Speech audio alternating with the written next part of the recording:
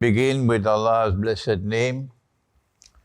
We praise Him and we glorify Him as He ought to be praised and glorified. And we pray for peace and for blessings on all His noble messengers, including the last of them all, the blessed Prophet Muhammad, sallallahu ta'ala alayhi wasallam, as we greet you from Birmingham once again on this, the third day of the month of Rabiul Awal in the year 1447 in sacred time, not bogus time, sacred time, with Assalamu alaikum wa rahmatullahi wa barakatuh. We are a small gathering here today because it's a working day and it's working hours. But never mind. The important thing is that the lecture is delivered and recorded. And it will reach many, many, many more outside, inshallah, afterwards. And we thank Allah that we have this chance to address the topic as Pax Judaica arrives. It's not going to be a short lecture, so make yourself comfortable. And we have to begin with defining what do we mean by Pax Judaica? What is the explanation from Islamic eschatology of Pax Judaica? What does Islam have to say on the subject? It is regrettable that I am the solitary voice in the whole world of Islamic scholarship addressing this topic. An inexplicable incapacity of the scholars of Islam to embrace the topic, a reluctance to embrace the subject. And as a consequence, mine is a lonely voice, but never mind. We thank Allah for the chance to explain the topic. Pax Judaica comes after Pax Americana. And Pax Americana came after Pax Britannica, and this is Britain. So there is three parts of this Pax, meaning a country which seeks to rule, establish its rule over mankind. A kingdom or a state that is incomparable, cannot be compared by any other, cannot be threatened or rivaled by any other. From where has this come?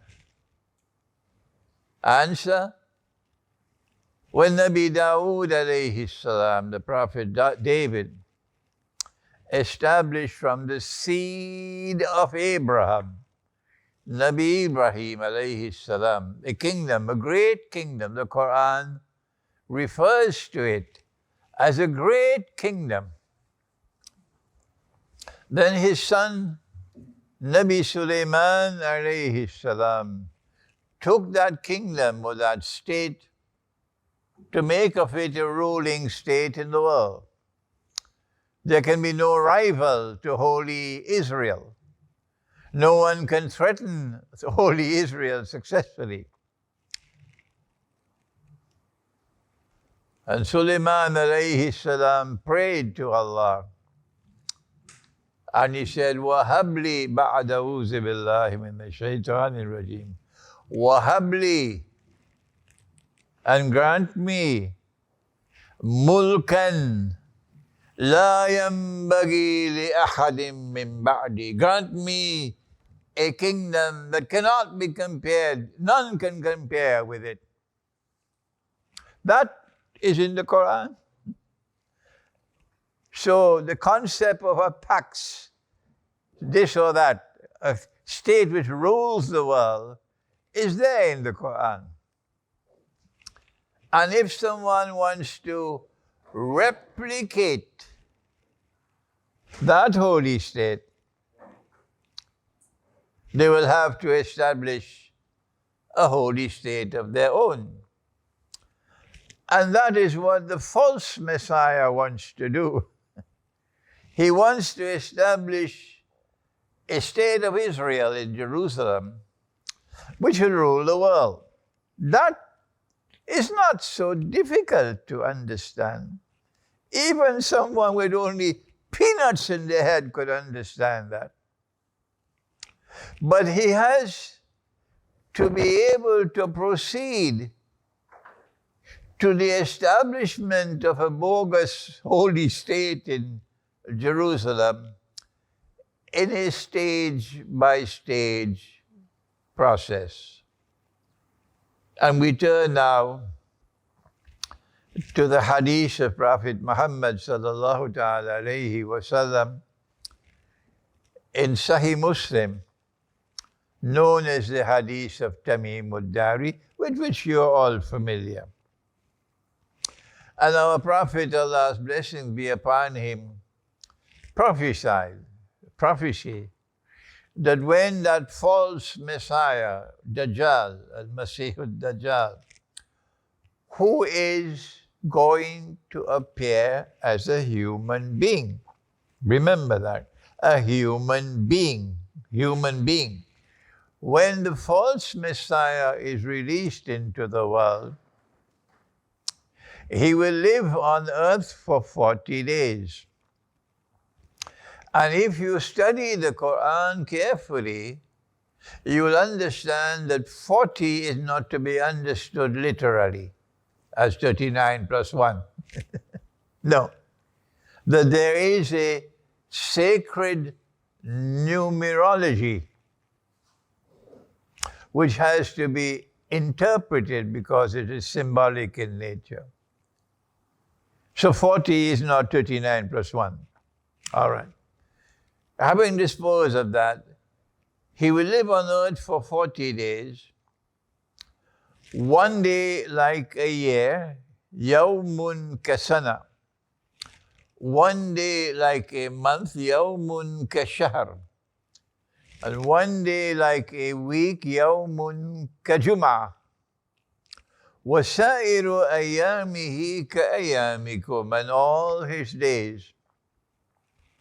I'm grateful to Dr. Israr Ahmad, rahimahullah, who remind me, Imran, it's Sa'iru Ayyamihi, all his days. Dr. Israr was reminding me. And all his days, because I was saying all the rest of his days. So Dr. Israr corrected me. وَسَائِرُ أَيَّامِهِ كَأَيَّامِكُمْ, and all his days like your days.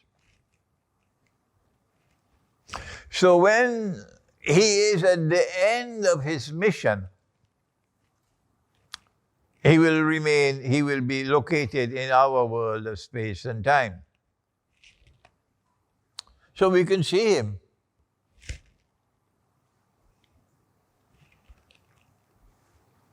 At that time, our Prophet said, Allah's blessing be upon him, he will be a Jew. And he would be a young man. And he'd be powerfully built. And he'd have the sideburns, which the Torah requires of the Banu Israel. Last 3 days ago, I had a session in Wembley with 2 rabbis. A very beneficial session with the 2 rabbis. And they both had their sideburns at the side, yes. But before he appears in this world, there are certain things that are going to happen. And you are familiar with the hadith of Mu'az ibn Jabal, in which our Prophet, Allah's blessing be upon him, gave us a timeline of events which will culminate with Dajjal appearing in human form. He said when Jerusalem is center stage in the world, which is it today, at that time Medina would be in forlorn desolation, which is it today. At that time, the next event to occur would be the Great War, the Malhama or Armageddon, which is around the corner. I suspect that as the Western world recognizes that Ukraine is losing the war and Russia is winning the war, which is not long from now, that in order to save themselves from the embarrassment of losing a war to Russia, they would trigger off the Great War. So that could be just another year or 2 years from now, but I can be wrong. After the Great War, said the Prophet ﷺ, one hadith says 7 months, another hadith says 7 years, but Abi Dawood says I prefer the 7-year hadith. After the Great War, the next event would be the conquest of Constantinople. And I have suggested that the reason why a Muslim army will conquer Constantinople, not a Christian army, is because we have to correct some of the wrongs of the Ottoman Empire. Our people are so totally brainwashed, Turkish people in particular, and the people of the Balkans, in admiration for the Ottoman Empire, which did some good. But when the Ottoman Empire did something which was evil, they don't want to hear about it. And the Ottoman Empire waged bogus jihad on the Orthodox Christian world for 600 years and left behind a legacy of bitter hatred for Islam. Bitter hatred for Islam, yeah. And the Ottoman Empire took Constantinople in a manner that violated Allah's command in the Quran.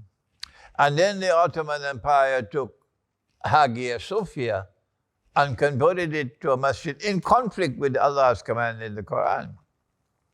So when a Muslim army conquers Constantinople, my opinion is that we will then return Hagia Sophia to those to whom it rightfully belongs. But again, I am a solitary voice. Nobody's prepared to stand up to support me. And when we return Hagia Sophia to that Orthodox Christian world, which is led by Russia today, that would cement the friendship and alliance between this ummah and the ummah of Nabi Isa alayhi salam, which will fortify, that's how the lecture is going to end today, a macro response to Pax Judaica, in contrast to a micro response. That's how the lecture will end. The Prophet ﷺ then said it is after the conquest of Constantinople that Dajjal will be released. So before Dajjal is released into the world and he lives in our world of space and time, there are 3 spots of his mission on earth. A day like a year, a day like a month, and a day like a week. But there is something in the Quran which compares to this, comparable to it. It is in Surah Al-Mursalat, and Allah says, Intellico. There are 2 intellicos in this surah. And they are meant to direct attention to those who reject the truth. Proceed now. Intellico ila zillin. Proceed to a shadow. Zi salasi shu'ab, which comprise of 3 parts. There are those who hold the view that absolute truth is not located in the Quran alone. They are a misguided people, and they'll pay a price for their misguidance. They hold the view that hadith, which is sahih, has the same status as the Quran, which is false. They hold the view that seerah, which is accepted as valid, has the same status as the Quran. So if the seerah says that a pious man, a pious king, that's how our prophet described him. He deceived his own people with a deception. If they ever got to know what he did, they'll curse him. They'll go to his grave and curse him until Qiyamah. if they get to know what he did. It's there in the Sirah.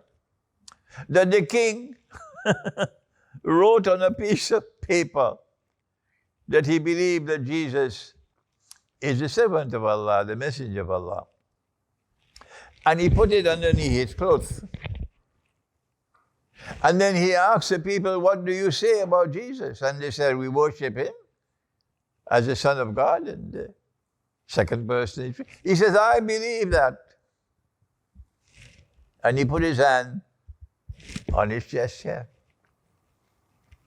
Meaning, I don't believe in what you said. I believe in what I've hidden here. And our people who have nothing in their head but peanuts accept that story. Say, no, this has the same status as the Quran. And when the Prophet, Allah's blessing be upon him, performed the Salatul Janazah for that king, all of them, he's a Muslim. He took the Shahada.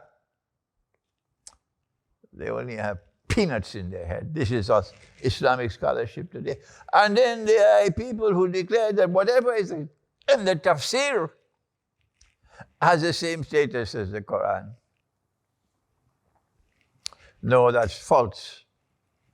Only the Quran has absolute truth. Why is it that a man who never studied in a Darul Uloom, a philosopher named Dr. Iqbal, why is he has to teach you how to study the Quran?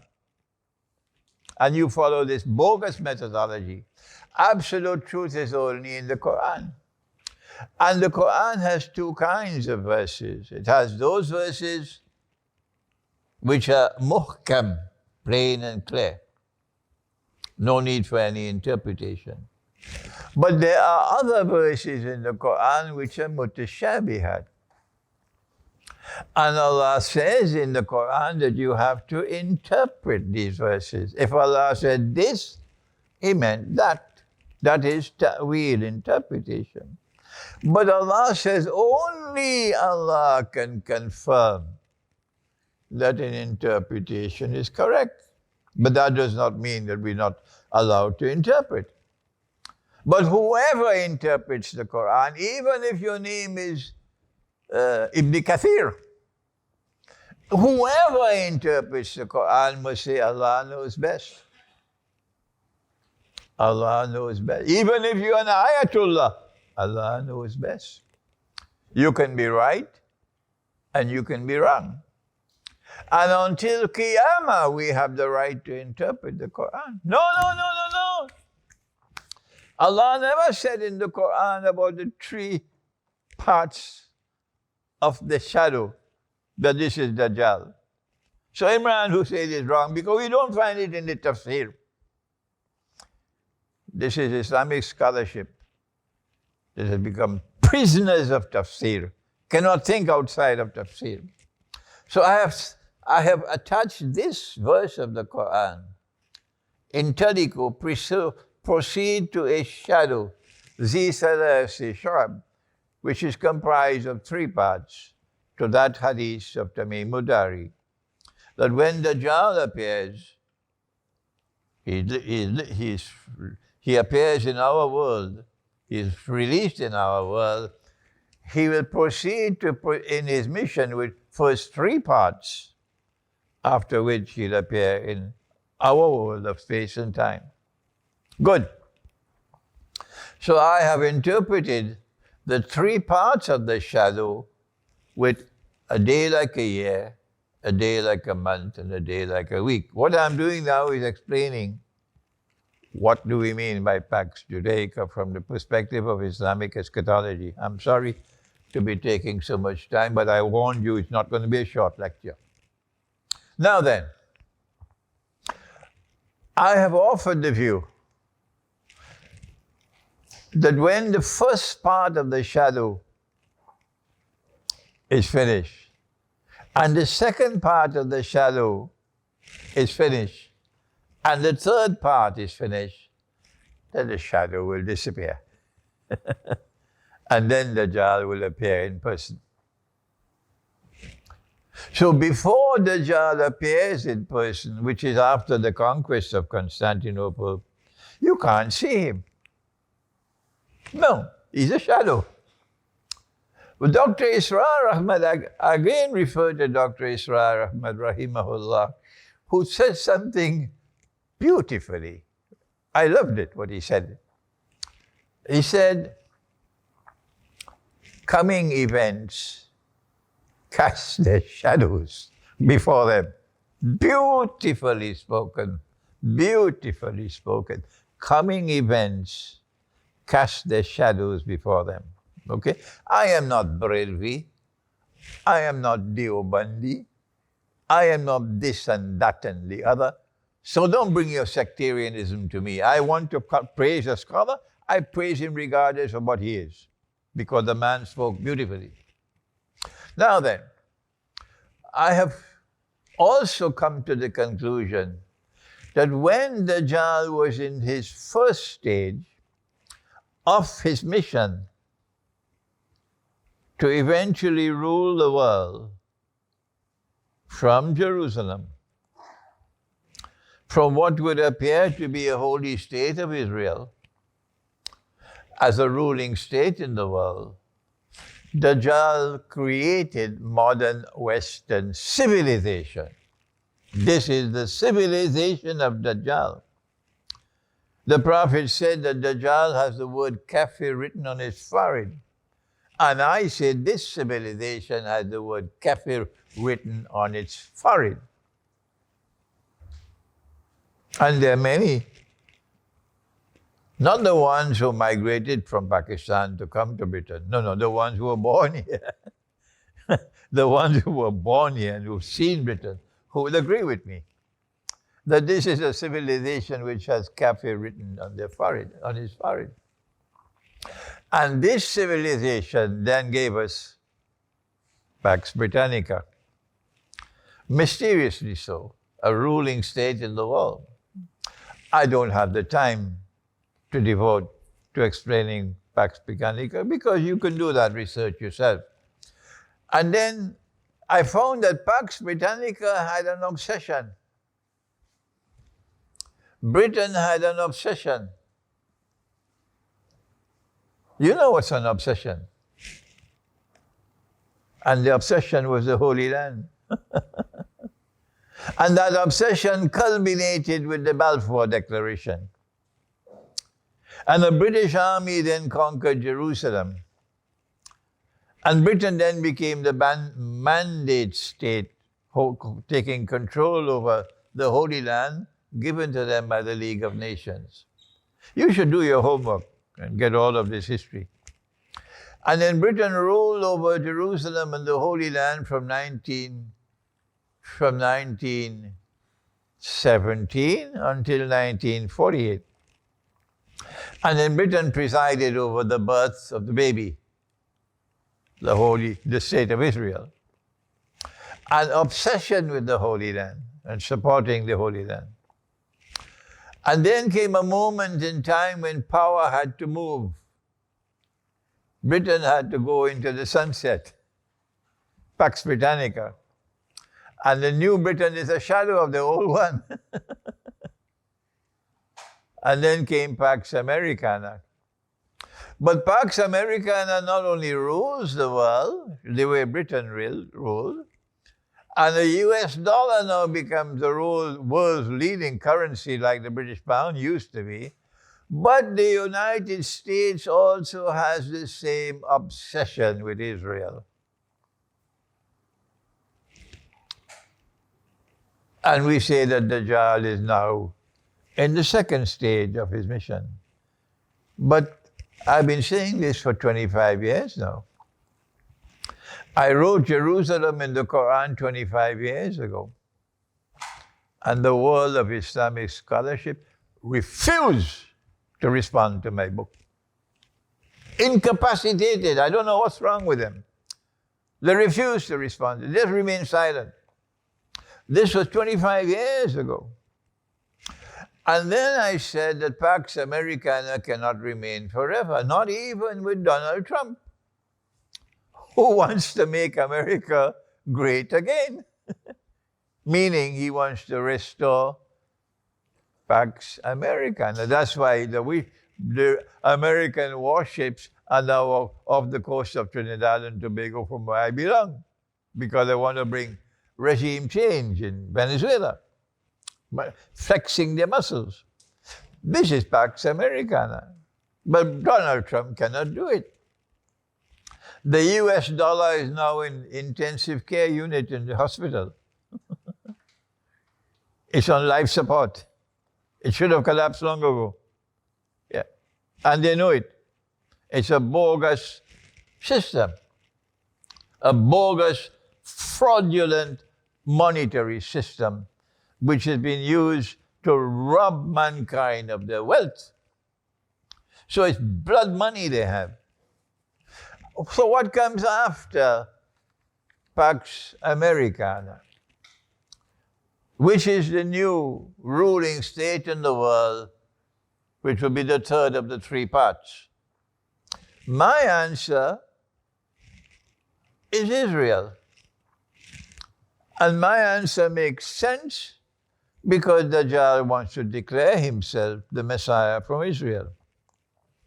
But if you say, no, it's China, no need for any boxing match. That's your view, and that's my view, and Allah knows best. This is a brief explanation of the term Pax Judaica. Good. If I am wrong, I have to speak on this lecture very carefully, because this lecture is going to reach around the world. And I don't have any shortage of critics. Not at all. The Salafi consider my methodology to be a threat to their whole Salafi world. The Sufi are annoyed and angry. Why does he not say he's a Sufi? Because his teacher was a Sufi, Maulana Dr. Muhammad Fadlur Rahman Ansari. And his teacher, Maulana Muhammad Abdul Alim Siddiqui, was a Sufi. And Maulana Muhammad Abdul Alim Siddiqui was a Khalifa of that man, Ahmad Raza Khan Barelvi. So how come Imran does not identify himself as Sufi? Answer, I consider Tasawwuf to be the very heart of the deen. The very heart of the deen. And I define Tasawwuf as being able to see with the internal eye. That is Tasawwuf. But I don't want to defend any Sufi practice, religious practice, which is not based on the Sunnah. So I save my time. I have no shortage of critics. So my question to them is, if I am wrong, then what is the explanation other than the one that I have given from Islamic eschatology, which explains the phenomenon of the emergence of modern Western civilization as a unique civilization in human history? This part of the world never walked on the stage of history before. And suddenly this part of the world emerges and takes over the world. Hindu civilization, which is thousands of years old. And the Hindus are proud of their civilization and the accomplishments of their civilization. They have a great philosophy in Hinduism. And yet this civilization takes Hinduism and sends it into the museum. The Chinese have a proud civilization, great civilization. And the Chinese are proud of their civilization. And yet this modern Western civilization takes Chinese civilization, send it to the museum. All civilizations, and including Islamic civilization, are now sent to the museums of history. Who said that? Arnold Toynbee, one of the greatest of British historians. That's what, in which book? That's right. Civilization on Trial. You must read that book. And so now, if you say I'm wrong, tell me, what is the explanation of the emergence of modern Western civilization with an obsession for the Holy Land? What is it that explains the emergence of Pax Britannica? And what it is that explains the emergence of Pax Americana? A Pax Britannica in which the British pound rules the world. A Pax Americana in which the US dollar becomes the international currency. I don't have time to proceed even further into this, so this is my challenge to them. Come forward and explain. Now then, we have always held the view that the third stage, which we consider to be Pax Judaica, will not occur until the Great War takes place. And we said the proof for this is that the passage from Pax Britannica to Pax Americana required the First World War and the Second World War. And so I was waiting for the Great War to take place, and only then would Pax Judaica replace Pax Americana. So why have I changed my views? Iqbal says only stones don't change. So I have the right to change my views if I feel I want to change. Yeah.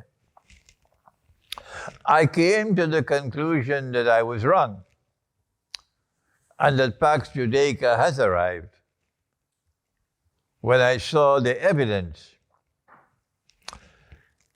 that Israel is defying the whole world.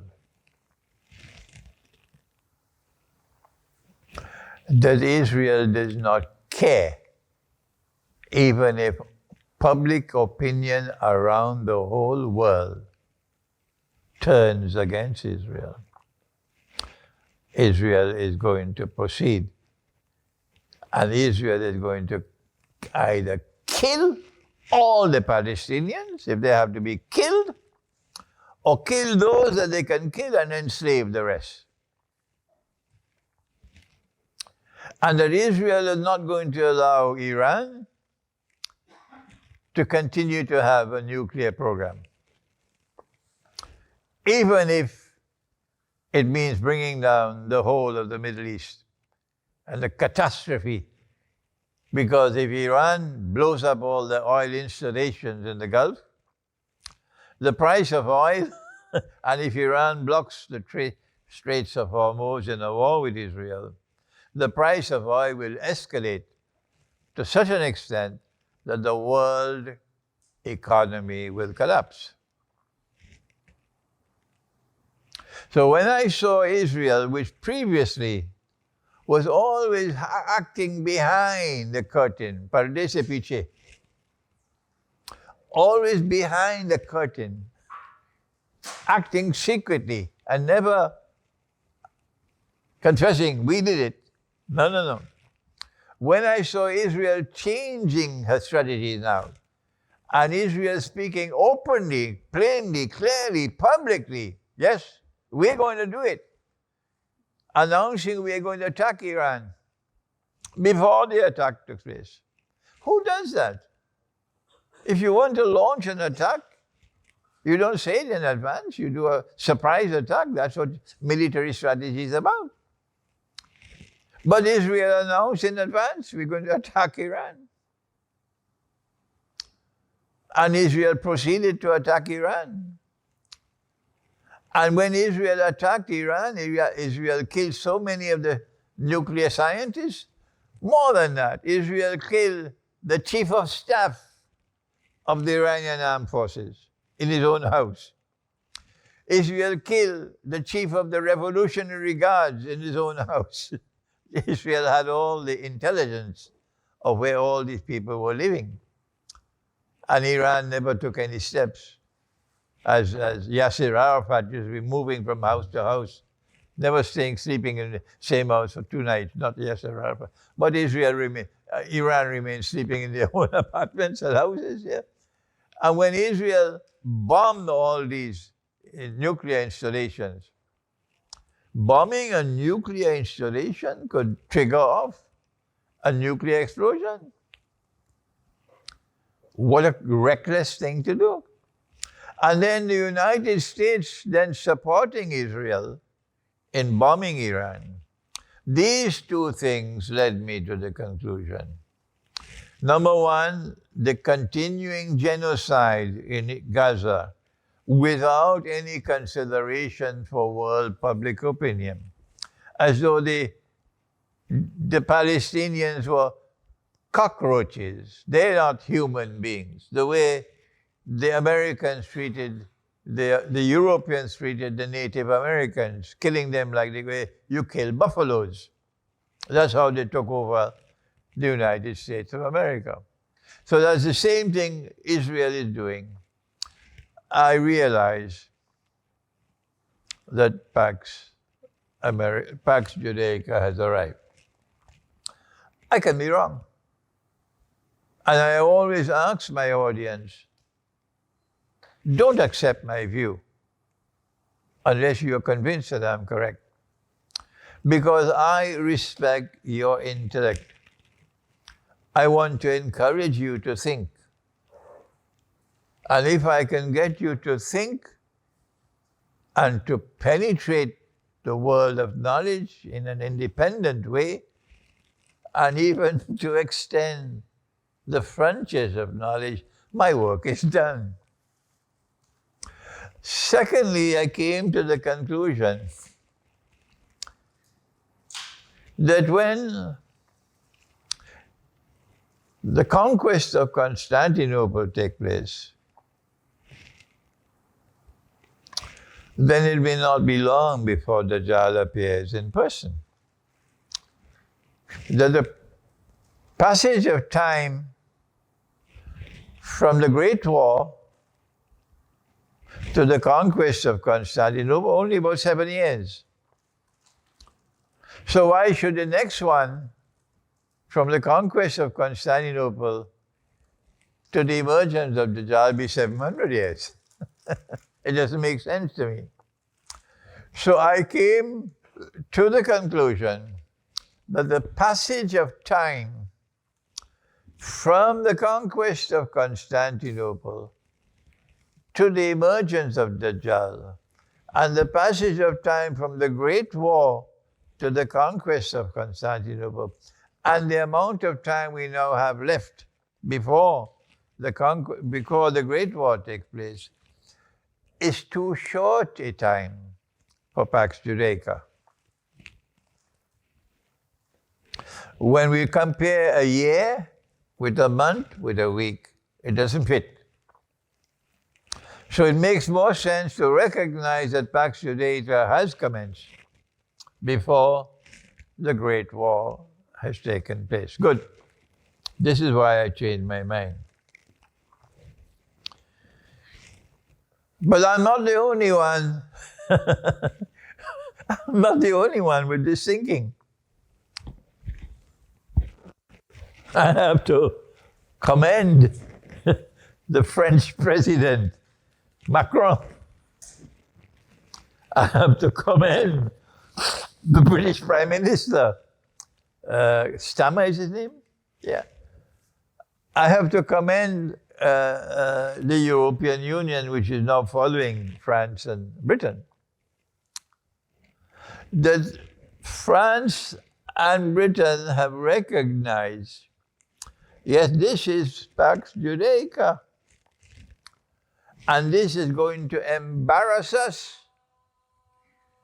We're going to face a backlash in France and Britain, which can sweep away our governments when Israel proceeds with the killing fields in Gaza, exterminating the Palestinians like cockroaches.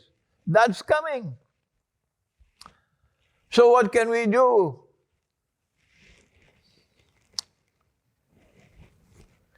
What can we do to what is called damage control, to save our regimes from the fury of public opinion in France and Britain and so on, with 3-4 million people marching in London when Israel starts killing more people? Israel just attacked a hospital and killed 7 journalists in the hospital, right there. About 200 journalists have already been killed in Israel. And Israelis keep on killing and killing and killing. If it's not against the law, perhaps we should get a bumper sticker in Birmingham. Israel, question mark. How many more must you kill, question mark. That's all. And have this bumper sticker spread all over Britain. The police might stop you, but when you go to court, you won't be charged because it makes no sense. They might want you to remove the sticker, but they can't stop because every time you remove one, 100 more comes up. Israel, question mark. How many more will you kill? That's enough. So, France and Britain, that is what I take as arrived. And if we don't do something, Netanyahu is going to take us on a ride, at the end of which our own people will destroy us. Our own people will rise up against us. What we do? Answer? It's called damage control. Macron has announced that in September, which is next month, France is going to use the General Assembly of the United Nations to recognize the State of Israel. Diplomatic value, but still the propaganda value is of some substance. And Stama has announced that unless Israel changes a policy, which is possible, that Britain will do the same as France has done. This is not compassion for the Palestinian people. This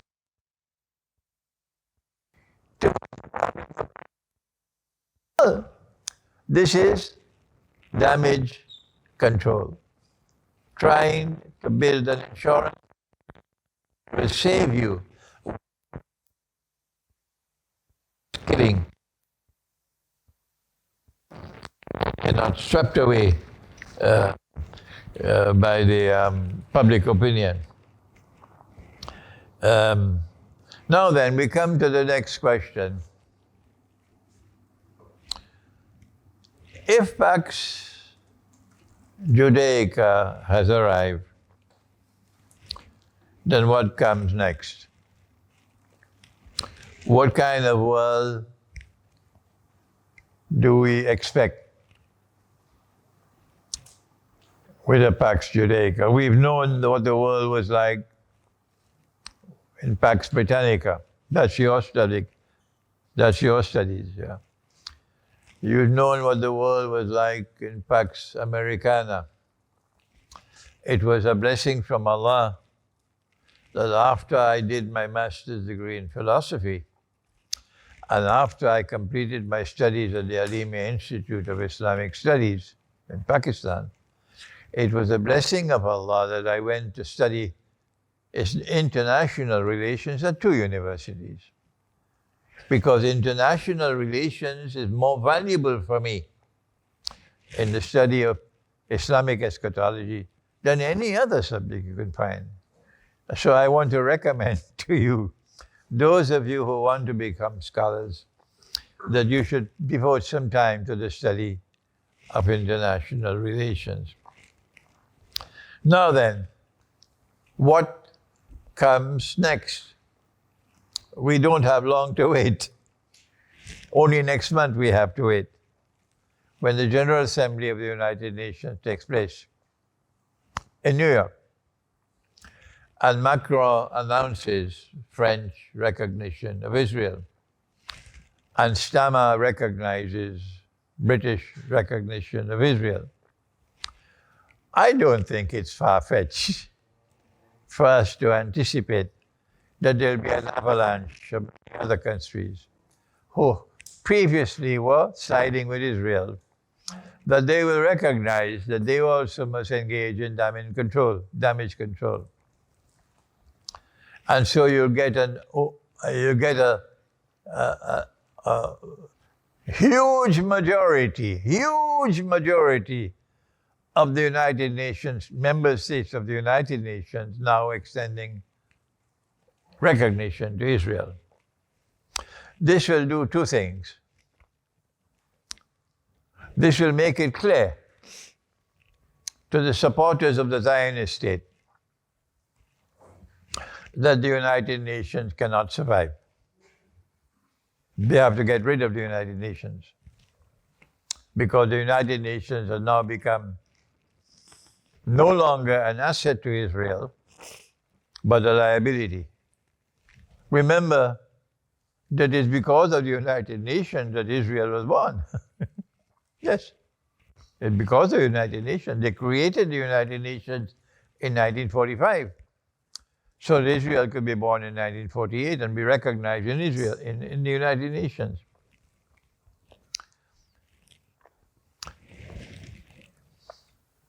So number one, what comes after is a very great likelihood that next month there'll be an avalanche of states in the United Nations who will now be recognizing Israel as a state. And that implication will be that the United Nations and other international organizations which follow the General Assembly, the way of the General Assembly, will now become a liability to Israel rather than an asset. And they will then move towards dismantling the United Nations. How to dismantle the United Nations? Simple. Stop supporting them with money. That's all. The United States will be the first to come out. We're not going to fund the United Nations anymore. And once the Western world starts funding the United Nations, that's it, it's finished. Good, number two.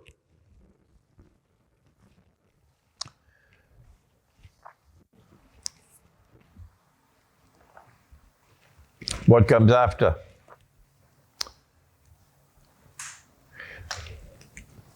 Putin in Russia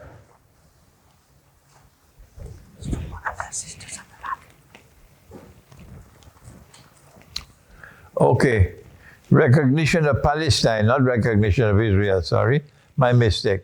Recognition of Palestine in the General Assembly next month. When you go, this is what happens there. Now then, Putin in Russia has confirmed. He said, we believe that they robbed Trump of the election in 2020. Trump said, I was robbed. He was supposed to win the election and won instead. And there was a big insurrection in the United States. And they took Capitol Hill and so on. And Trump has not forgiven them for that. Trump wants revenge. That is his mission now, revenge. But he has to put some honey on the poison. Yeah. He has to concede it. But when Trump lost the election in 2020, Europe celebrated. And Europe spent the next 4 years rubbing in that we support Biden. We don't want Trump. And they maligned Trump in every way, and they did everything they could possibly do, winning the election in 24. In fact, Britain sent people to support Biden in the election. And the Trump team had to complain of British people going to Britain.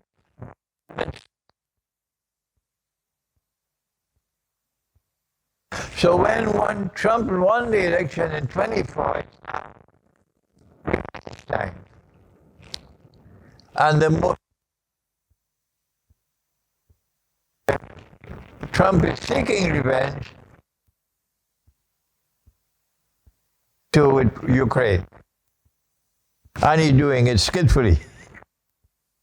He's embarrassing Europe. So Europe says it's time for us to hit back. And that's what's coming now.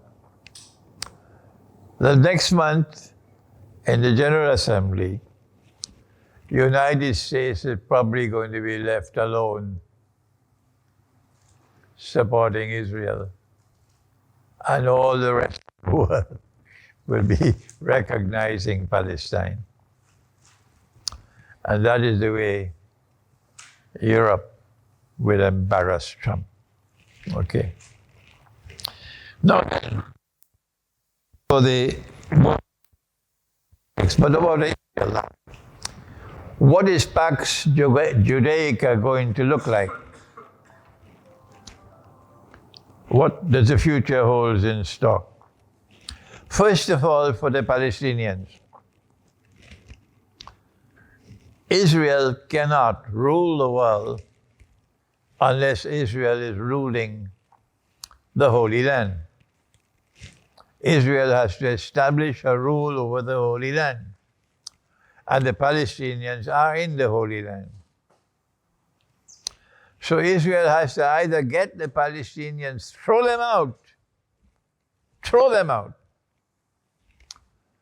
in the desert. And if you can't do that, and if you can't kill all of them, then what's the alternative? Answer, slavery. Legal slavery is abolished. But our prophet prophesied that there is slavery in the end time. That's the prophecy. He said a slave woman will give birth to her mistress. So while legal slavery is abolished, factual slavery will remain in the world. De facto slavery. And that has implications for the subject of milk al-yamin. But that's not my topic today. So now then, what the world can expect from Pax Judaica is, number one, the extermination of as many Palestinians as can be exterminated. Number two, the export of as many Palestinians as can be exported. And number three, the enslavement of those who remain. That you are actually slaves, de facto slavery.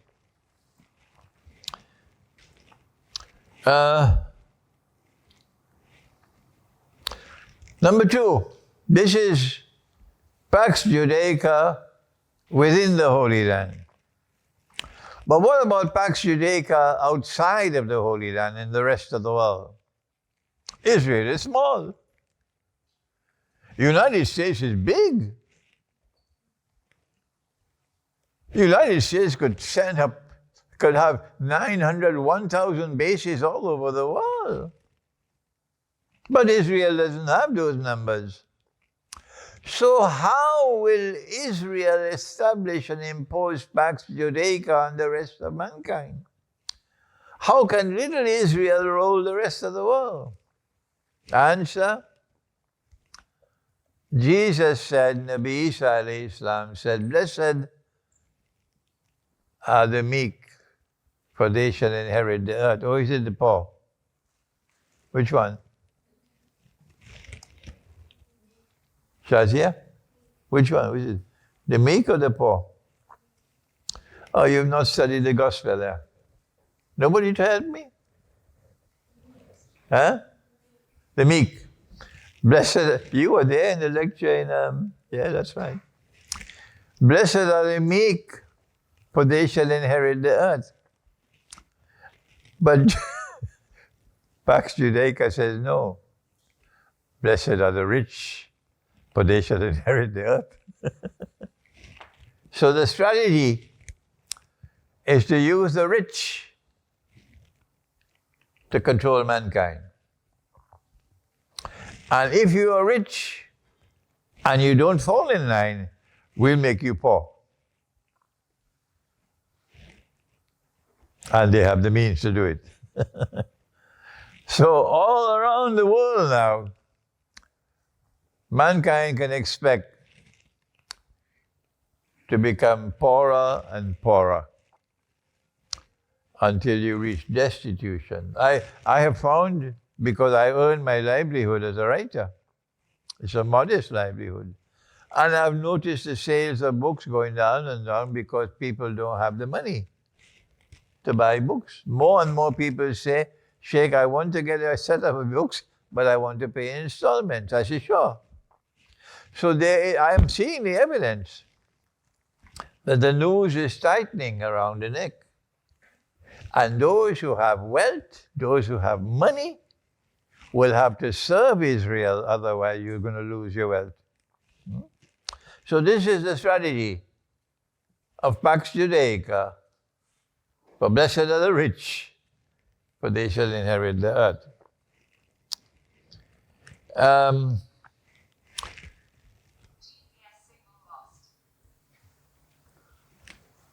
The next part of the agenda of Pax Judaica is located in the monetary system. That in the first stage of the three parts of Dajjal, they move towards paper money in place of gold and silver. This is with Pax Britannica.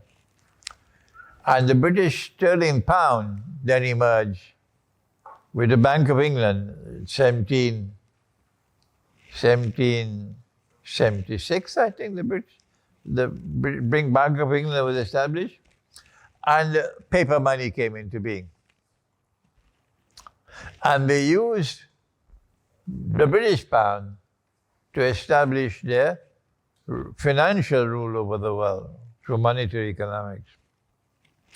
And then in the second stage of Dajjal, the US dollar replaced the sterling pound. And that transfer took place in help me somebody? What year he said? No. Come on, somebody. What year? What year did the transfer take place from the British pound to the US dollar? Come on, somebody. No lunch for you. Are you guessing? 1944 at the Bretton Woods Conference. I'm disappointed. You got homework to do if you want to become scholars, okay? You got homework to do if you want to become scholars. Get a book on the Bretton Woods Conference of 1944 and see what happened at the Bretton Woods Conference. We don't have the time to teach that for you today. And so the US dollar replaced the British pound in 1944 as the international currency. And 1945, the UN was born, and then the International Monetary Fund was born. Have you studied the Articles of Agreement of the International Monetary Fund? If you want to study what is riba, and riba is in the Quran, you better study the Articles of Agreement of the International Monetary Fund. The International Monetary Fund says, what Allah made halal, we have made haram. Is that? You don't believe me? And if you make haram what Allah made halal, what is that? Shirk. Yes, shirk. They don't teach this in the Darul Uloom. They don't teach this in the Darul, and yet they shut the doors of the masjid on me. Let's go on. The Articles of Agreement of the International Monetary Fund says that the use of gold as money is now prohibited. So what Allah made halal, because dinar is in the Quran, dirham is in the Quran, okay? What Allah made halal, they have made haram. The reason why they prohibit the use of gold as money is because if real money comes into the market, bogus money will collapse. All right? So now that Pax Americana is in irreversible decline, and the US dollar is in a hospital, in intensive care unit, it should have collapsed already. What comes next? Answer: a world of money in which we no longer have all of these different currencies, British pound and euro and Pakistani rupee and Bangladeshi taka and Malaysian ringgit. All of these will disappear. And there'll be only one currency. And it won't be money you can touch.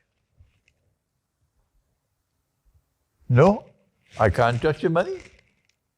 You can't even see the money.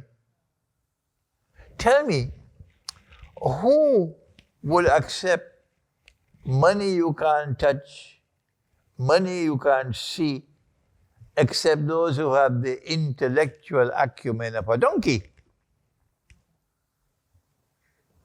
Huh? Am I right or wrong? You have to have the intellectual acumen of a donkey to welcome the cashless world and to say this is progress. Money you can't touch, money you can't see, digital money. So there'll be only one currency coming. Only one. And controlled by, of course, Israel and her friends. And that is the rope around the neck of all of mankind. If you are resisting Israel, you can lose your money. You have an account, but you can't access the account. You have an account, they block it using some fig leaf of excuse. And you go to court, you can't get through. They control the courts. So you have money and you can't even buy a chapati. That's coming up. And when they block your account, you come to me, Sheikh, tell me what to do. It's so funny. Sheep and cattle who refuse to think. So what is coming now is not only the rich ruling over the mankind on behalf of Israel, but also a monetary system of digital money through which Israel will continue to rule the world. But in addition to this, Israel also has other agendas for Pax Judaica to prepare for when Dajjal appears in human form, in order for him to stand up in Jerusalem and to say, Ana al-Masih, I am the Messiah. Israel has to expand to encompass the biblical frontiers of the Holy Land. The Torah says that the Holy Land extends from the river of Egypt to the river Euphrates. The Quran and Hadith does not support that. So Israel has to take control. First of all, you take control by proxy, and then you take actual control. That's why the regime in Iraq had to go, Saddam Hussein. They had to attack it. That's why Assad had to go. So you can get a client state in Syria. You now have a client state in Syria. You have a government in Syria which is in submission to Israel, whereas Assad's government was not in submission to Israel. The idiots can continue to contest my views, but they're idiots. My language is harsh for them. Yes, I know, my language is harsh. So now then,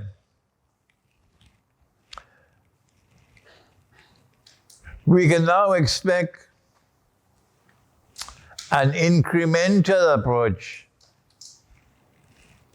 to the expansion of Israel's frontiers. I am not the expert to tell you how they will proceed. The military expert has to do that. The expert in demographics has to do it, not me.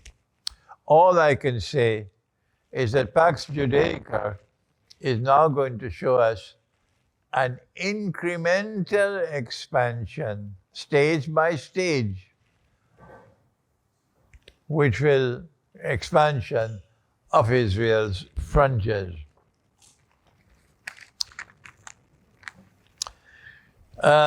Number two, that the holy state of Israel established by Nabi Dawood and Nabi Sulaiman was a monarchy by divine wisdom. That they were prophets, but they were also kings. King Solomon and King David. And so Dajjal, in order to credibly claim to be the Messiah, will have to transform Israel from a secular state, secular democracy, into a monarchy. And so we have to anticipate an Israel with a king. And finally, the question, what do we expect from Pax Judaica, is that Israel has to rebuild the temple. So there might be perhaps a convenient earthquake, which will cause Masjid al-Aqsa to collapse.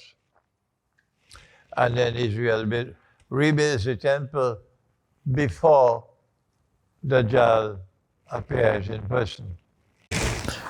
Masjid al-Aqsa before, during, or after the Malhama. Answer, I don't know when Israel will destroy Masjid al-Aqsa. I don't know.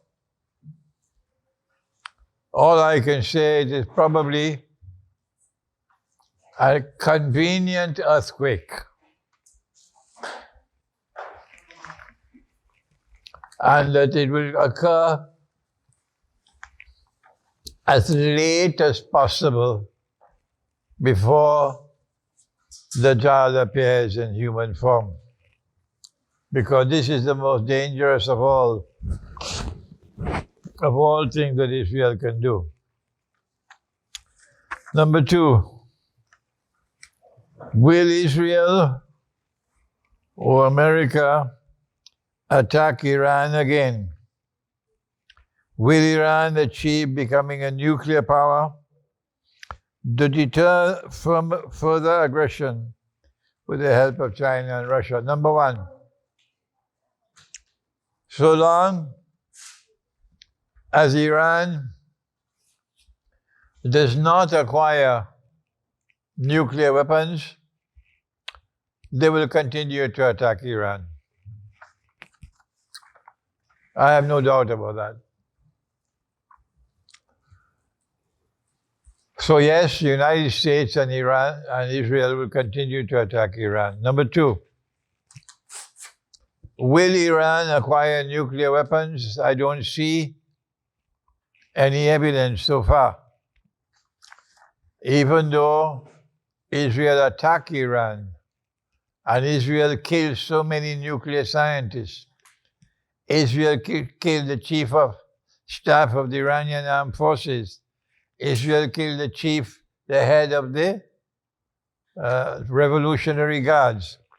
Yet, Israel attacked and bombed so many nuclear plants. Yet, it appears that Iran is still holding on to the fatwa of Ayatollah Khomeini and showing no signs of changing. If Iran decides to change, the first thing they'll have to do is to withdraw from the nuclear non-proliferation treaty. And Iran has not done that so far. So I am not hopeful that Iran will become a nuclear power and therefore be able to deter Israel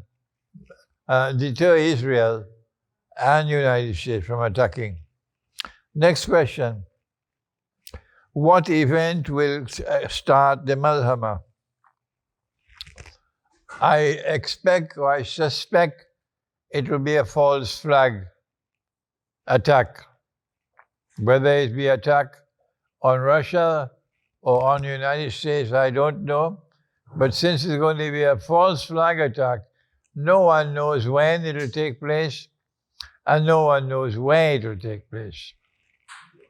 When it will take place, I've already said that my view is, and I can be wrong, that when it becomes clear that Ukraine is losing the war and Russia is winning the war, then in order to save face, the Malhama might be provoked in order to save face, that the Western world will not have to accept defeat in Ukraine.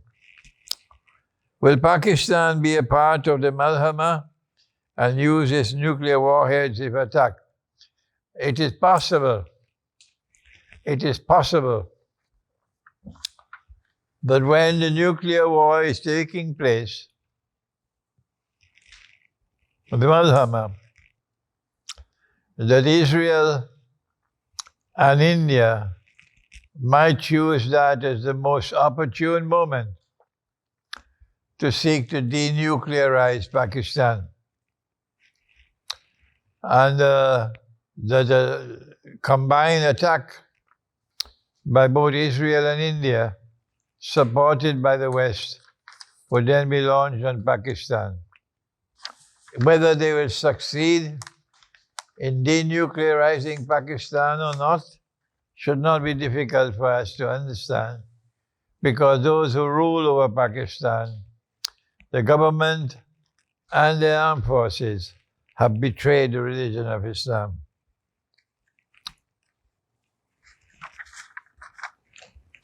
How long will Pax Judaica last before, during, or after the Malhama in total, in number of years? So we have an idea of Israel's rule. Number one, look at how long Pax Britannica lasted. And that will be a year like a day. That will be within a day like a year. Within a day like a year, you have Pax Britannica. Then look and see how long Pax Americana is lasting. Pax America is not ended yet, it's now ending. And when you do that, you get some rough estimate of how long Pax Judaica will last. Don't ask me to do that. I'm not going into figures, 10 years or 20 years or 30 years. I'm not going to do that.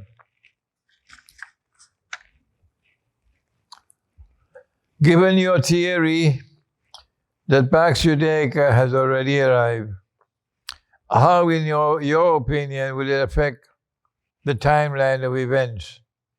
But before we see Dajjal in person. Answer. Even though Pax Judaica has arrived, the prophecy is that a great war will take place. The Malhama, or Armageddon. And the prophecy is that after the Great War takes place, either 7 months or 7 years, the conquest of Constantinople will take place. And then the prophecy is that after that, the next event will be that Dajjal will appear in person. I don't know how long it'll take between the conquest of Constantinople and the emergence of Dajjal, but I use my own logic, and I assume that it will not be much longer than this period of time between the conquest of Constantinople and the emergence of Dajjal, which is 7 years perhaps. In the Old Testament, Daniel 11:45, he will pitch his royal tents between the seas at the beautiful holy mountain. Yet he'll come to his end, and no one will help him. The above mentioned verse shows that Dajjal will sit in the royal palace. How do you see this verse? Answer: while I have a profound interest in Christian and Jewish eschatology, I have refrained from commenting on Christian and Jewish eschatology. I leave that for my students, and I've kept my eschatology focused only on the Quran and the Hadith of Prophet Muhammad ﷺ, to maintain the purity of this Islamic eschatology. So I've never commented, and I'm not going to comment now, but I'm interested. If we are not trained as scholars, what steps should we take to become more scholarly in this subject? Can we share information on the subject without being trained scholars? Number one, if you want to walk on this road, then you have to attach yourself to the Quran. And what's the first step, Misha? What's the first step of returning to the Quran? Reading. Misha, you read with your eyes. You recite with your tongue. The first step is to recite the Quran every day. The first step is to recite the correct juz of the Quran every day. Whether you are male or whether you are female, you have a duty. Recite the correct juz of the Quran every day. The first step is to khatam the Quran every lunar month. Put your hands up if you're doing that now. Put your hands up if you're doing it. Put your hands up if you're doing that now. See how many students I have? 1, 2, 3, 4. Okay. Okay. All right. And I've been teaching this subject for so many years. So many years I've been teaching. Everywhere I go is the same thing. They like to listen to me, but they're not reciting the Quran every day. Okay? If you recite the Quran every day, and you get your wife to do the same thing, you get your husband to do the same thing, then you have credentials to ask the children to do it. Otherwise, how can you ask your children to do it when you're not doing it? Huh? If you recite the Quran every day, and you recite the correct juz of the Quran every day, and you khatam the Quran every month, you have accomplished this first step to become a scholar. The second step is to understand what you're reciting. And even those who are Arabs sometimes don't know what they understand what they're reciting, because they are familiar with contemporary Arabic and they're not familiar with the Arabic of the Quran. I've met many Arabs, and I have to explain a verse of the Quran to them because they're not familiar with the language of the Quran. The third step is to study the Quran. And you study the Quran the way you study the stars. You don't study the stars for decoration. The stars are not there only for decoration, for beauty. There's a beautiful light from the stars, starlight, twinkling in the sky. And now you're driving in a motor car, and you look up at the top and you see the stars. Huh? They have that technology, you know, they put the stars on your motor car. Or you're in your bedroom, and you look up on the ceiling and you see the stars there, twinkling. Technology. So, but the stars are there for more than decoration. Allah says in the Quran, وَبِالنَّجْمِ هُمْ يَهْتَدُونَ. And with the stars they locate direction, which is the direction of Qibla. So you have to study the Quran the way you study the stars. Locate the connections between verses. And that is eschatology. You have to learn the connection between verses of the Quran to be able to study the Quran. And our Darul Uloom and our scholars of Islam today have not followed that methodology. That's why they are in the pathetic state in which they are. In addition to the study of the Quran, you have to study the world. And today I've shown you the importance of international relations, of political science, of monetary economics, of history. So you need a versatile model of scholarship, not just one subject. If you are to produce a new generation of scholars of Islam, I have praised Dr. Muhammad Iqbal again and again, despite the fact that he made several mistakes, but I praise him because of the model of scholarship that he pioneered. And Dr. Iqbal studied philosophy. Dr. Iqbal, from his philosophy, was studying science.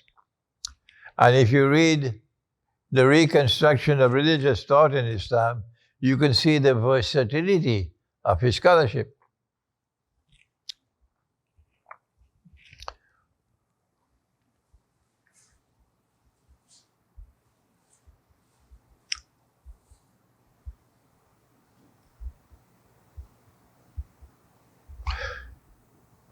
Dr. Iqbal gave us the title of his book, The Reconstruction of Religious Thought in Islam, indicating that he considered the contemporary world of Islamic scholarship in which he lived to be a failure. Nothing has changed since then, 100 years. Nothing has changed. So we need a new model of Islamic scholarship in order to be able to produce the scholars that we need with which to face back Judaica. Iran's fatwa, was it not in two parts? The first part, nuclear weapons is not the very way forward. Rejected nuclear speculation until they are attacked. And second part, only when they are attacked. No, Misha, that's my view. I thought that this was Iranian policy, that we will not pursue nuclear weapons, but we will pursue nuclear technology and produce the nuclear plants. But if we are ever attacked, then we will get out of the nuclear non-proliferation treaty and immediately become a nuclear power. This was my thinking that this was their plan, but I was wrong. I'm wrong. Because even though Israel attacked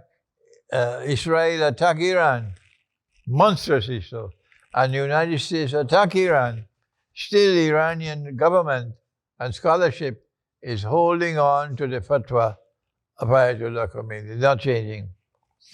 What should people of Palestine and Gaza do, and in the West Bank?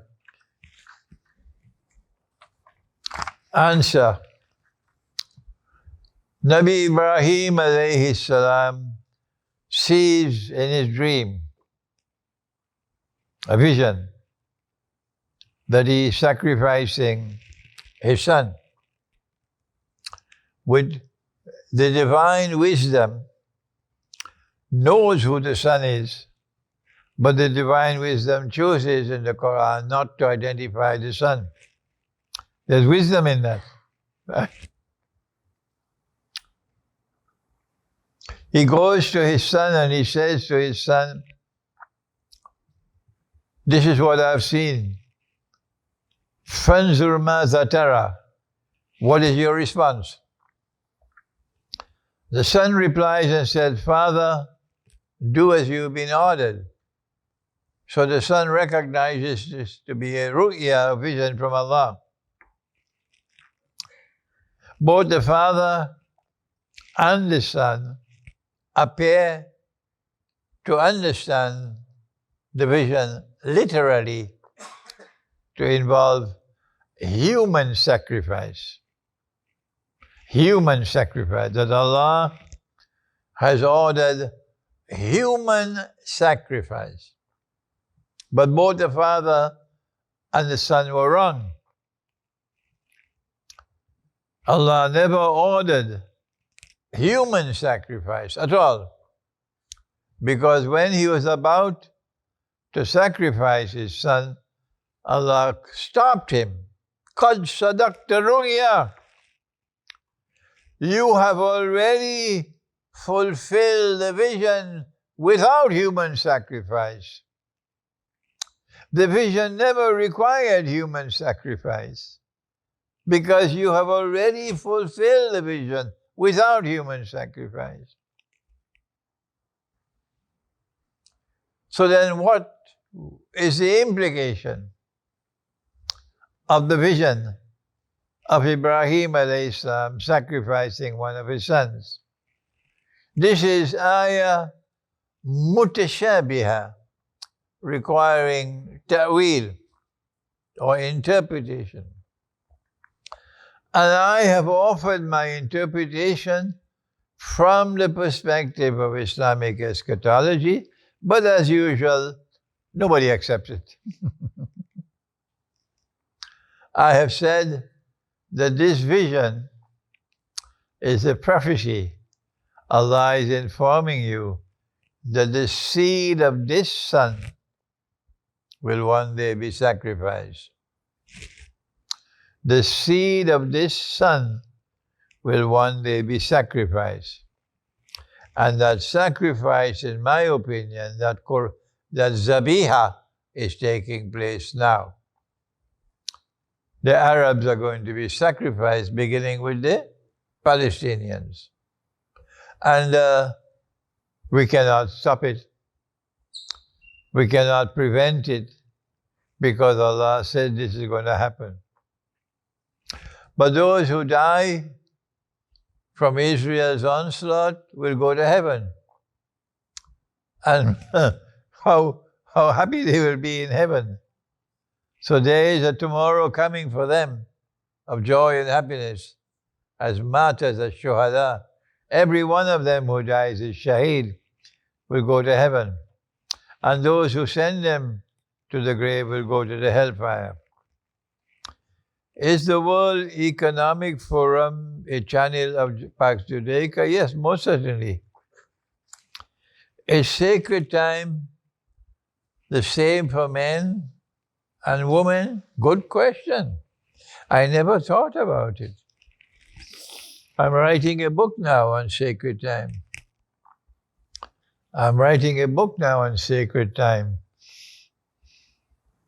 So you're now forcing me to a chapter I never thought about. Is sacred time the same for men and for women? I'm going to have to study before I can answer you, yeah. What will be Yemen's role in Akhir Zaman?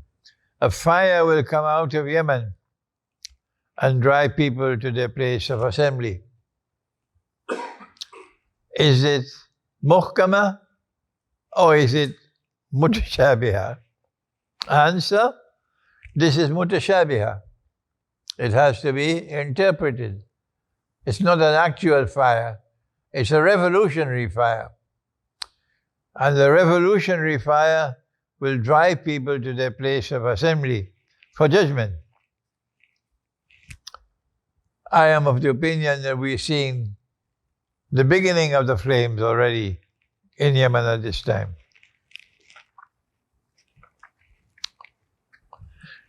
Can you please tell us something about the minsa of time? Please read my book, Dajjal, the Quran and the Jasad. Dajjal, the Quran and the Jasad. And it'll explain to you the subject of the minsa, and it'll save me 15 minutes of time now.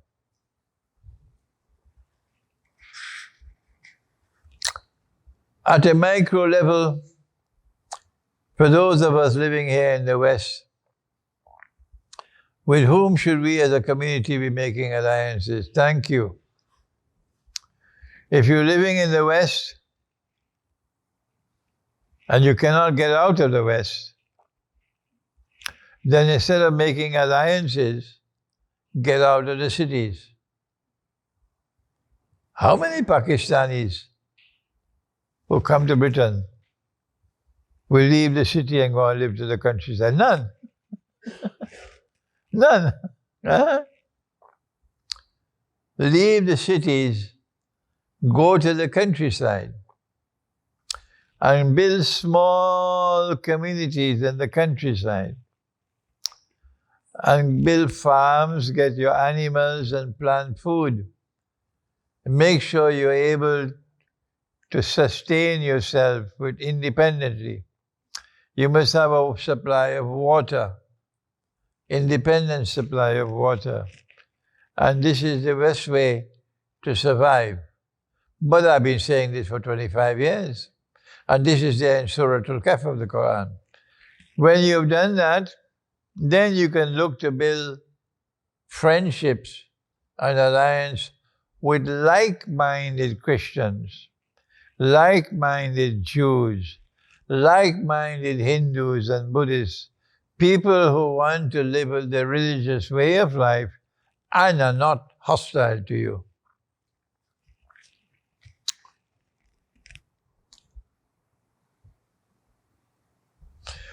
What link is there between BRICS and Pax Judaica? BRICS is a rival to Pax Judaica because BRICS is challenging the monetary system which has supported Pax Judaica. So BRICS might end up like the United Nations. They might try to sabotage BRICS because it poses a threat to Israel. Will a multipolar world affect Pax Judaica? Of course it will. Of course it will. And that's why they want the Malhama. One of the purposes of the Malhama is to reduce the world from the rule of the two great powers, the superpowers. Hopefully, that the Malhama will cause mutual destruction. On this side, the United States and the West, on that side, Russia and China, that they will destroy themselves. The world has never experienced nuclear war. There are no experts. We don't know what's going to happen. So their thinking is that the post-nuclear world would be a world in which Israel can now stake a claim to rule the world. So a multipolar world will not exist. after the Great War.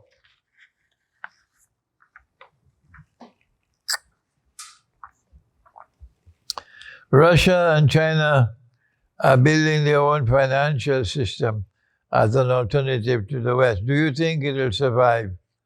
And should the Muslim use the big system? I don't think it will survive the nuclear war. But until such time as the nuclear war takes place, yes, the whole world of Islam should be supporting BRICS. Netanyahu expressed European leaders' support Israel, but privately. If this is true, will Europe take additional action after recognizing Palestine? Europe is accepting and recognizing Palestine not because of any genuine change of heart to support the Palestinian people. No. The recognition of Palestine is because this formed part of the policy of, I call it, damage control. So that when the British population and the French population rise up in violent demonstrations against Israel, that the governments can survive. The governments can survive. How should Muslims realistically prepare for Hijrah before the collapse of the modern system? You should have already made Hijrah. I don't know what you're doing here. I've been asking you to leave for so long. And now you're asking me when to leave. Strange. You should have left already. So many have already left. My students are building that project I'm not going to mention publicly where it is, but in the mountains of Pakistan. I'm proud of their work. Why don't you also go and join them? Yeah. How would it be possible to revive the micro-Islamic economy at the local level as a resistance? If you have a small community in the remote countryside, then you can have a micro market, which is use dirhams. And you can mint your own dirhams in your market. Mint it yourself. If the government does not allow you to do that, and you have nowhere else to go, then you use barter as a means of survival. What are the practical steps we can take to depend less on electronics, money systems, and control? That's a subject I wish some of you could help me, because you probably have more knowledge and experience than I do. I don't have a credit card. I never buy things using a card. Never. I always use cash to buy something. But I think, put your hands up if you use a card to buy and sell. Put your hands up. Put your hands up. See, everybody. So you have more experience than I do. Okay? How to get out of the electronic system? I don't buy using a card. No, I don't do it. But when I have to buy an airline ticket, my daughter does it because she has a card. My son, we go to check in a hotel. We already reserved, we paid for it. The hotel says, £40 deposit. I take out £40. I said, no cash. That happened just now. No cash. I said, number one, I'm not coming back to your hotel. I'm not coming back to your hotel.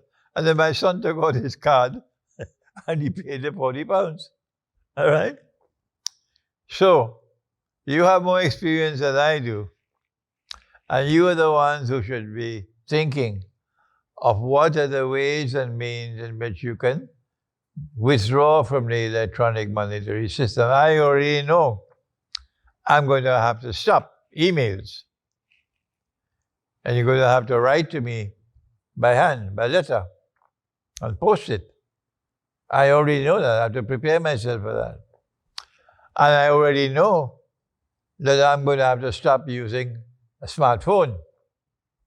If we are allowed to return to the old-time phone, where you cannot access the internet, if those phones are still available, I don't think they'll be available tomorrow. The only phone you can use is a smartphone. Well, then I have to do without a phone. I think it's easier for men to do without a phone than women. Yes. I think many women can't survive without a phone. Can't survive without a phone. They spend so much time chatting on the phone. I am working on, I say, what is this? I can't understand it. It's like a medicine for a woman. A medicine to chat on the phone. Huh? But you might have to do without a phone. Very few people tomorrow, very few, will be able to live without a phone. Very few. Do Orthodox Christians know in their eschatology that they should align with Muslims? Where do they sit on Zionism and Israel compared to other Christians? The Orthodox Christian world is already showing signs of being prepared to show friendship for Muslims. The only area where it is becoming impossible for that to take place is in the Balkans, because Ottoman atrocities, persecution, have been so terrible over so long a period of time, and fighting between hatred and hostility between Muslims and Orthodox Christians in the Balkans, so bitter that it's almost impossible for this friendship to emerge. But nevertheless, I still have to keep on working. And I was supposed to fly to Belgrade on Monday. And we have two very important events on the 4th and the 5th of September. And we rented a hall. And on the 4th of September, we were supposed to launch my book, The Quran and Russia's Destiny, translated to the local language, Bosnian Serbian. And I will be meeting the people and autographing books. But on the 5th, at the same hall, I was supposed to give a lecture on the Quran and Russia's Destiny. Yesterday, the venue canceled. They canceled, even though we rented the hall. And they said, we have a problem with electricity. That's why we have to cancel. We understood this. I hope they're listening to me in Belgrade. We understood this to be a bogus excuse. And the reason why they canceled the hall is because they don't want the truth to reach the Orthodox Christian people. They prefer to maintain the status quo, where Muslims and Christians hate each other. And if I were to go there, we already had about 600 people registered for the lecture on the 5th. And they were not only from Serbia, but they were from surrounding countries. And yet they canceled. And so this is proof that the rapprochement and friendship between Muslims and Christians, Orthodox Christians, is perceived as a tremendous threat by our enemies. And yes, it is already taking place in the world, and Russia is showing the greatest signs, inshallah. What is the significance of Isfahan in the context of Israel, Iran, especially considering the hadith of 70,000 Jews from Isfahan? Isfahan is close to the place which the Jews recognize as the burial place of the prophet Daniel. I went to Isfahan and I spent a week or so, but I never knew about Daniel and his grave, otherwise I was going to visit it. So because of the proximity from Isfahan of the grave of Daniel, alayhi salam, there is a very significant Jewish presence always in Isfahan. They come from all over the world. And they all stay in one hotel, only one hotel, everybody. It's called Hotel Akbar. I stayed in that hotel. And while I was staying in that hotel, I could see all these Jews, and they're all European Jews. European Jews. So I have the beginnings of an explanation in my mind. It needs further research. That these Jews who will be supporting supporting Dajjal from Isfahan are not the Banu Israel, but the European Jews who are there, not because they're living in Iran, but because they're visiting Iran for Daniel. Is Dajjal coming from Iran, as the Hadith states, or is this the oldest,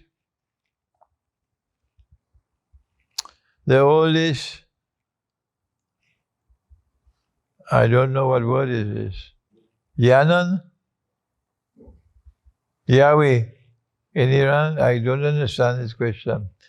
The hadith is Dajjal will come from the east. But that, of course, is when Dajjal is appeared as a person, a human being. And the subject needs a further eschatological study, which I have not done so far. CERN, what is CERN doing with hydrogen collider affecting in Switzerland? I have not studied sufficiently about CERN, C-E-R-N, to be able to comment. Can you help with the hadith on Hajj being banned? There's no hadith which says that the Hajj will be banned. The hadith in Sahih Bukhari is that people will perform the Hajj and the Umrah even after the release of Gog and Magog. But the Hajj, the last hour will not come before there is no more Hajj. The Hajj will be abandoned. It doesn't say banned. The Hajj will be abandoned. And that could take place when the Malhama take place. When do you see the arrival of the Mahdi during the era when we have Pax Judaica? The Mahdi is going to be sent by Allah. It is not Trump who will decide, and not Putin who will decide. Allah will decide when He sends the Mahdi. Iran will not decide. So when will Allah send the Mahdi? That's the question. And since Allah Himself created Dajjal, and Allah Himself created Gog and Magog, and Allah Himself created Dabbatul Ard, and Allah is the one who is going to send the Mahdi, it makes sense to me that Allah will not send the Mahdi until Dajjal has completed his mission. And Dajjal would not have completed his mission until he stands up in Jerusalem and declares, Ana al-Masih, I am the Messiah. So I don't anticipate the advent of the Mahdi until Pax Judaica has completed its day like a week, and then Dajjal has appeared in human form, and then Dajjal rules from the world from Jerusalem, and then he declares, I am the Messiah. Last question. Do you think that certain countries that appear anti-Western are in fact controlled opposition? For example, China and Russia? No, not at all. I believe that Russia is sincere, very sincere, in rejecting Western imperialism and Western feminism and this nonsense that a man can marry a man and get a marriage certificate. I believe that the Russians are sincere in their return to their Orthodox Christian faith, number one. So there's not controlled opposition at all. Number two, China. I believe China is sincere in its attachment to its civilization. They're proud of Chinese civilization. And because of their pride in their civilization, that's why China will not bend her knee in submission to the Zionist world order. Okay? Thank you so much for your participation in today's session, and may Allah bless you to return home safely, and that we may meet again on another day. Inshallah.